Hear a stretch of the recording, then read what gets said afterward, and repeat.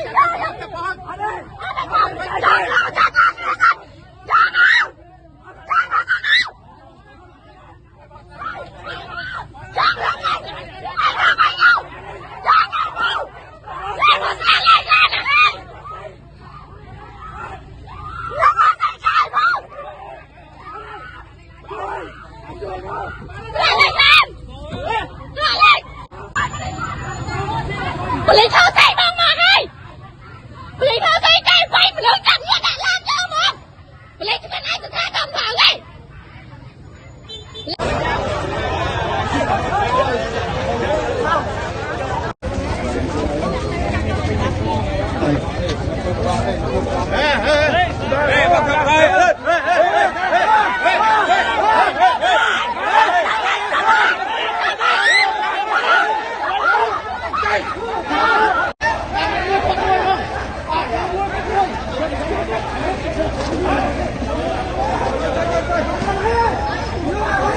Thôi là khai nó thoát thuốc không?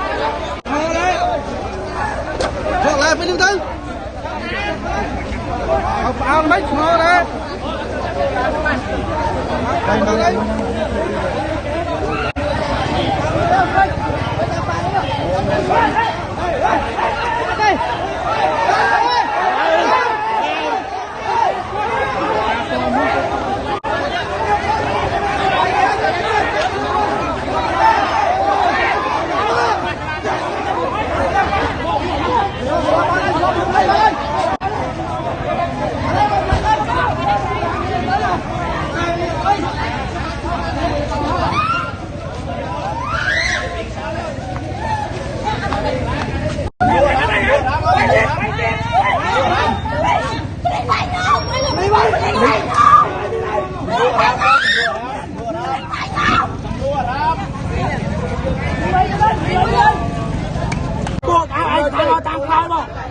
Chắc nay ta bóng lái nó xì với lên. Bóng lái xì với là to mà ai tan mà tam cao. Tam có.